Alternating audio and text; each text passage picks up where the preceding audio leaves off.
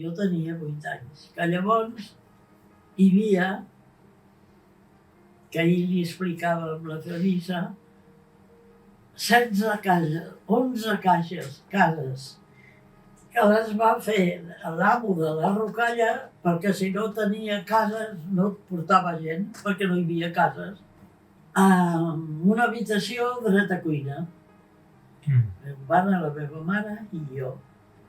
Perquè no hi havia casa sencera per tu, i tu llogaves una habitació, ajudaves a pagar lloguer. Si aquella casa la mestressa volia fer estofat, doncs ho havia de dir d'avui per demà. Si la meva mare volia fer paella, doncs ho havia de dir d'avui per demà, per fer primer una i després l'altra. I llavors es cuinava amb llenya. Aquí no hi havia telèfon, però hi havia una centraleta i tenien una habitació que tenia una centraleta.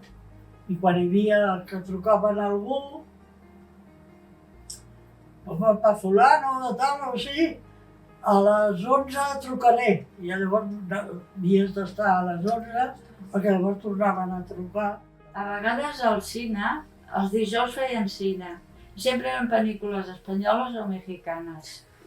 I jo li deia a la meva mare, mama, avui fan una mexicana. Ah, vale, que a ella també li agradava.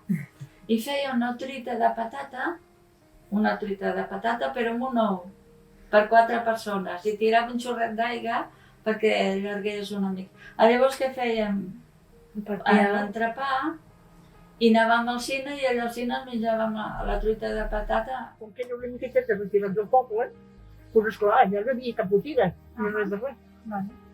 I el que era el poble vell, que ara és el carrer Major, i abans també ho era, doncs hi havia només una casa,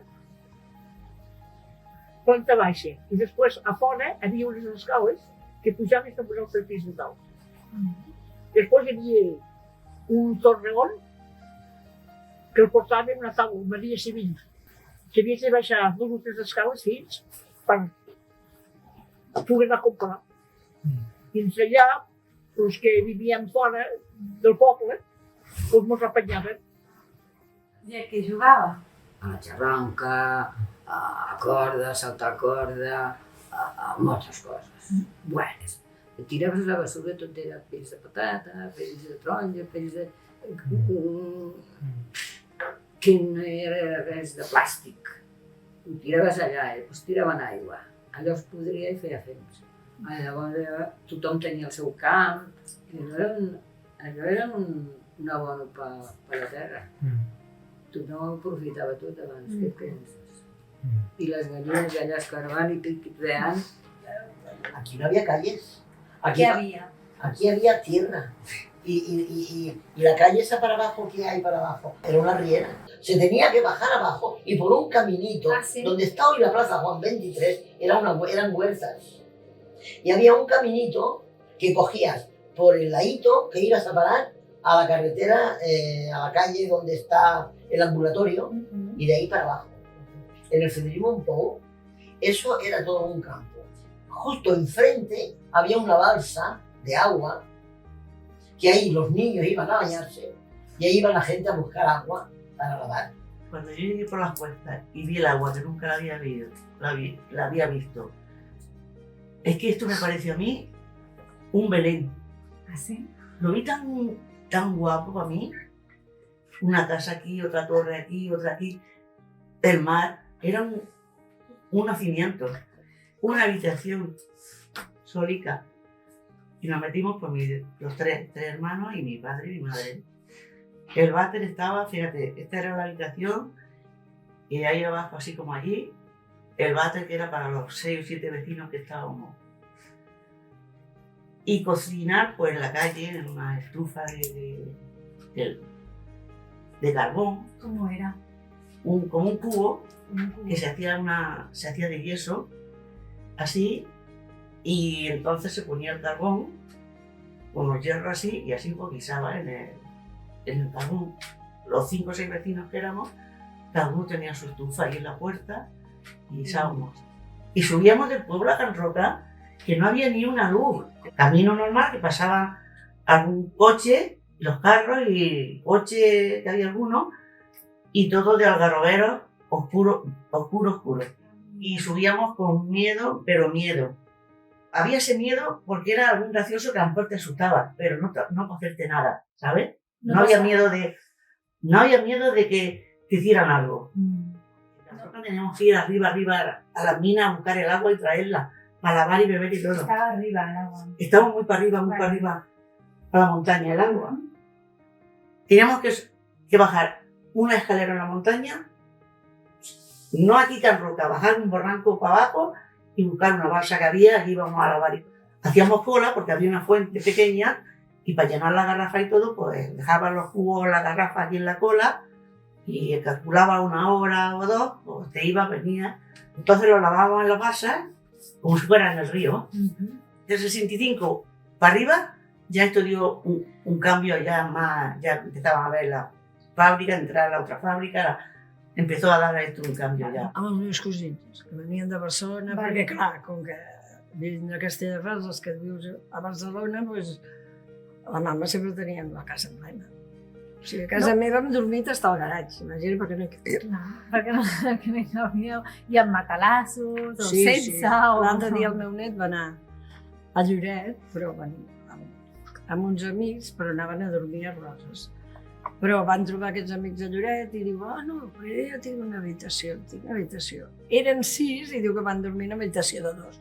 I diu, ai, saps què? Dic, jo dormia al garatge i no passava res, potser érem 10 a dins del garatge. Uns matalassos, el que fos, i ja està. Y aquí en esta plaza solo habían los 4 torreones. De aquí arriba, este y esos 2 de aquí. Aquí habían casas muy viejas. Y todo eso eran melocotoneros. Todo. Ah, ¿sí? Melocotoneros. Todo eran melocotoneros. Y bueno, pues una vida muy tranquila, muy bien. Nos íbamos a dormir y dejábamos las puertas abiertas. Sí. Bueno, es que antes no habían las puertas esas de la escalera y el bloque. No. Antes eran casitas individuales y dejábamos. Sabíamos cuando terminábamos de cenar a la fresca y éramos más felices que cualquiera. Aquí a la carretera había una vaquería, aquí otra, vale. Aquí debajo, ¿eh? Sí. Y a la calle Iglesia había otra. Intentava, quan feien alguna rebaixa o alguna cosa, doncs ja en vistes, això més o menys, ara queda una mica davant, però sí. És que ha canviat molt la mentalitat. Abans escoltem, recordo, la meva mare deia això, no? També deia, aquesta peça, sí, queda una mica de gran, però mira, i l'any que ve vindrà perfecte. Perquè clar, l'any que ve potser no podies comprar-ho. Però nosaltres anàvem al castell, per nosaltres era una aventura anar al castell. No és com ara, que abans. Era tot camps, era tot de garrofers. Havies d'anar creuant, i hi havia un lloc on estava la Creu Roja, que són parlem més amunt, que hi havia 4 pilars. 4 com es diu això? De les carreteres. Sí, pilons. Els pilons, hi havia de terra vermella i una cada, o sigui, hi havia un i un, això, vam des del camí. I allà ens assentàvem a berenar, perquè tu la distància que hi havia de l'Avinguda de Constitució, allà. Però clar, havies tristat tants anys, ja teníem una gana i ens assentàvem allà a berenar, perquè ens semblava que el castell encara estava, bueno...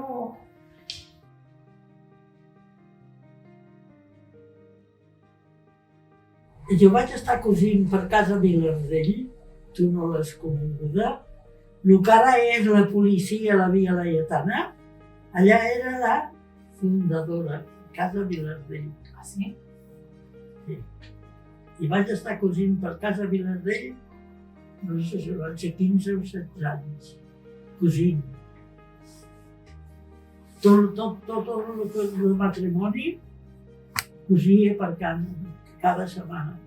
Tallar, cosir, planxar i entregar i anar a buscar.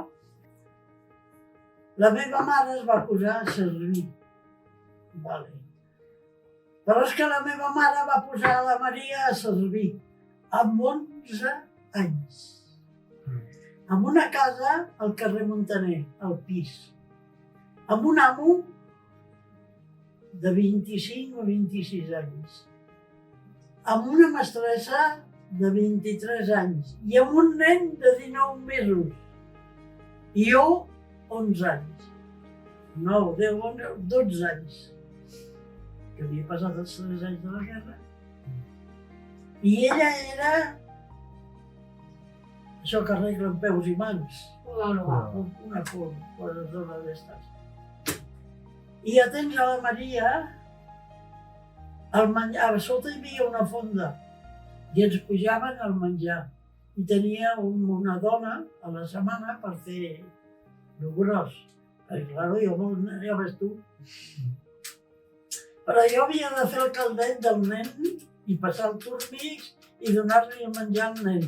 I a la tarda em posaven una còfia i un davantalet d'organdí blanc per obrir la porta a les senyores que venien a fer-se la manicura.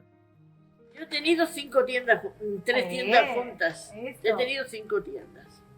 Una frutería, después he tenido tienda de comestibles, colmado. He tenido panadería, he tenido taller de costura para hombre y para mujer. Sí, yo soy modista. ¿Ah, sí? Con 15 años ya tenía yo mi título. Es que mi madre... ¿Y cuándo se lo sacó? Porque estaría entre medio de la compañía... No, yo me lo saqué por correo.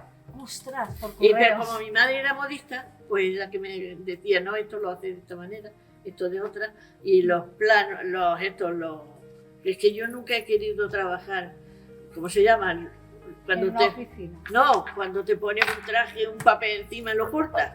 El patrón. Yo patrones no he querido nunca. Pero ahí tenía que hacerlo para sacarme el título. Bueno, cuidava del meu germà, feia una miqueta de feineta i jo des dels 13 anys que m'he guanyat els diners de la vida, perquè la meva mare havia un senyor allà a la Rocalla, que era l'encarregat també, que era de Gavà, i la seva dona i les filles eren brodadores de màquina a la màquina.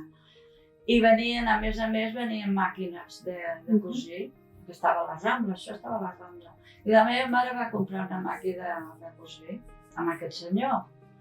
I llavors te donaven una temporada classes per haver comprat la màquina, classes de brodar. La senyora aquesta, la mare, la dona d'aquest home. I anava jo a Gavà sola, tenia 13 anys en bicicleta. I no m'havia passat mai a la vida res, no sé. I me van ensenyar a brodar. Però aprenent a brodar, doncs què passava? Que les meves ties, que en tenia 4, una va morir, eren 5, eren 4, eren joves, que jo la meva tia més petita només em porta 10 anys. Ostres! Doncs eren joves i sabien de fer l'ajuar. Però jo més que llavors era moda bordar-ho tot, les inicials i bueno, tot. I llavors, més que anava a aprendre, feia l'ajuar de les meves ties i llavors em pagaven. Vull dir que dels 13 anys ja anava jo guanyant algun dineret. I quan ja vaig saber una mica més, que ja vaig aprendre més, ja em vaig posar a la màquina, vaig estar 40 anys a la màquina. Bueno, brodant a màquina. Per cosir o per bordat, que era el més freqüent que demanaven? El més freqüent és que compràvem uns figurins que sortien cada 6 mesos. I allò era la moda d'aquell any. L'estiu i l'hivern. I clar, com que ja estava fins el figurín posat, doncs tu deies, mira, vull això. Això és el que models de l'any 70-71 d'abrics, per exemple. I això és el que li demanaven. Venia alguna dona i le demanava, vull això. A las 7 de la mañana veías la gente a coger los autobuses a Barcelona para ir a trabajar a Barcelona. Las mujeres. ¿Mujeres también? Muchísimas mujeres a hacer faena a la casa a Barcelona. Muchas. Clientas mías, muchas. Sí. Llavors, recordo que no havia tenia mai, que va alguna vegada que jo tenia tot ple de paranyons i agafava el calaix de la nevera fred i me la somia dintre.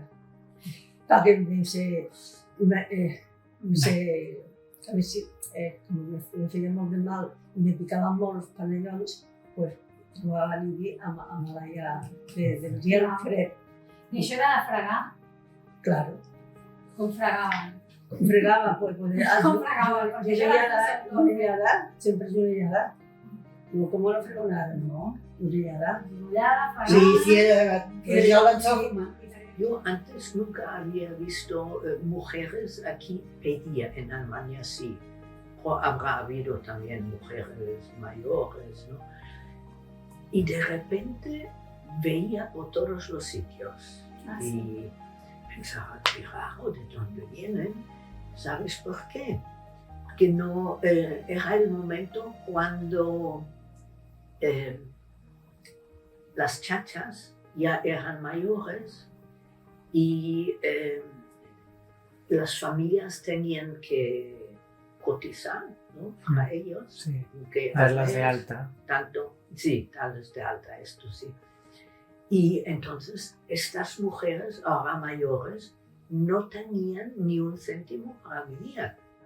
Ah, claro, aquí cuando era el turismo el verano, la mayoría de mujeres, pues todo era trabajar en las torres o en los hoteles, porque como venían tantos alemanes, esto era todo las torres de alemanes, Montemar y la playa. Pero venir, ahora cuando no vienen, pero antes que eran todos los veranos muchísimos. Y los hoteles que había llenos necesitaban pues para la cocina, para planchar. Mi tía y mi madre iban a planchar todos los días por la mañana y necesitaban muchísima gente. Coser, con una máquina de coser, camisas de la Madofa. La Madofa, una casa de Barcelona, iba a la semana, me las traía. Cosía en casa. Cosía en casa y las volvía a llevar. Luego mi padre trabajaba en la rocalla, puso vacas. Y ya dejé las camisas y me puse a repartir la leche. Con una bicicleta. Mi padre y mi hermano las ordeñaban y se cuidaban de las vacas. Mi madre era la que lo manejaba todo.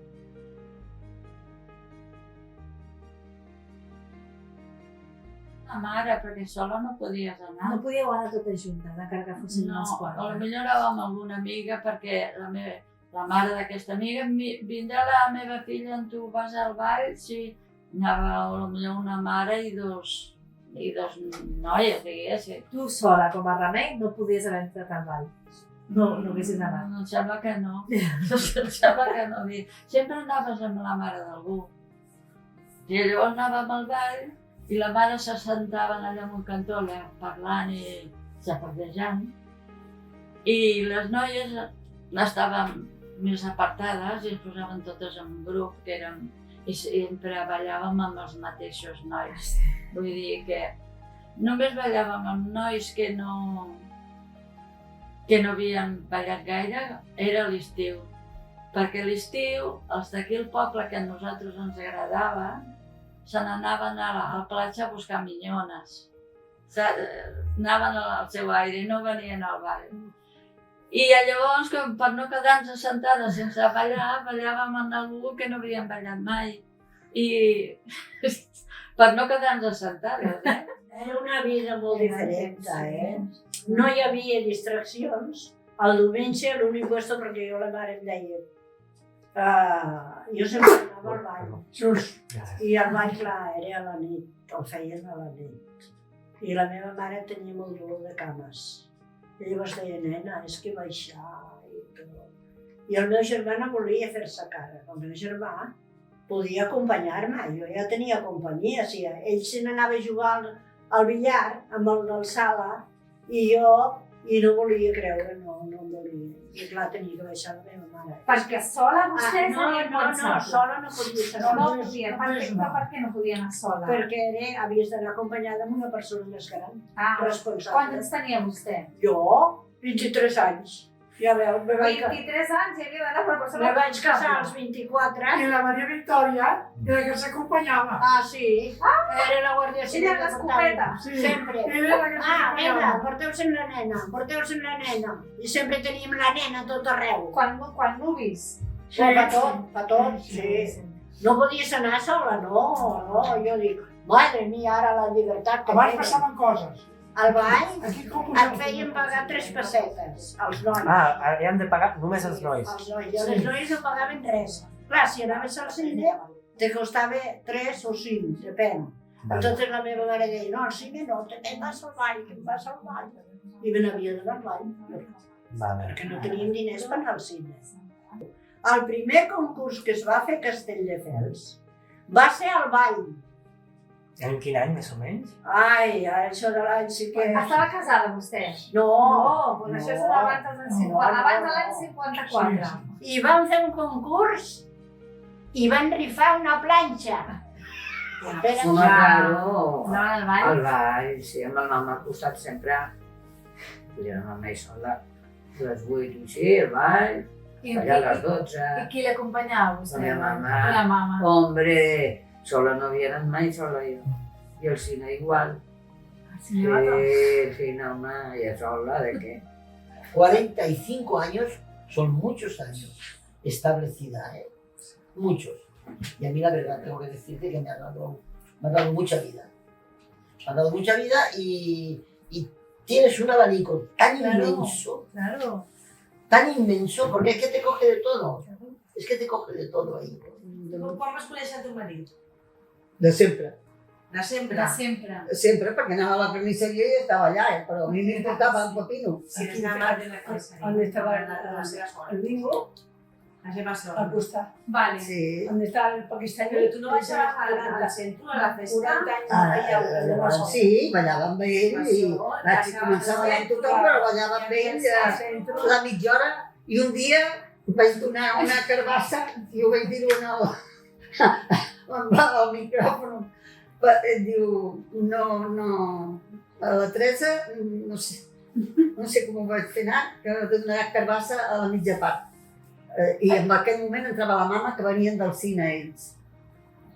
I que la Teresina havia donat carbassa a la mitja part. La mama m'agafa per aquí i a fora.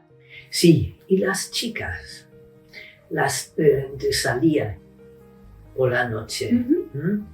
Yo conocía también chicas alemanas que salían con chicos y sí, las tenían que llevar a casa a la cena y después ya no podían salir, ya, si no eran novios o, bueno, casados, lógico. Després es va formar, estaven les caramelles, no?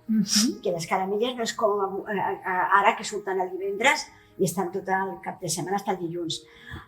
Les caramelles sortien, que aún existeix el grup Meteix, sí, és l'entitat més antiga. Després venen el grup sardanista, però és la més antiga. Llavors sortia després de missa el dissabte, després de la missa de resurrecció, i anaven davant de la porta de l'Ajuntament, les autoritats dalt d'això, a cantar. I no és com ara, que canten, allà sí que cantaven coses que havien passat, des que una noia s'havia quedat embarassada o no sé què, bueno, allò.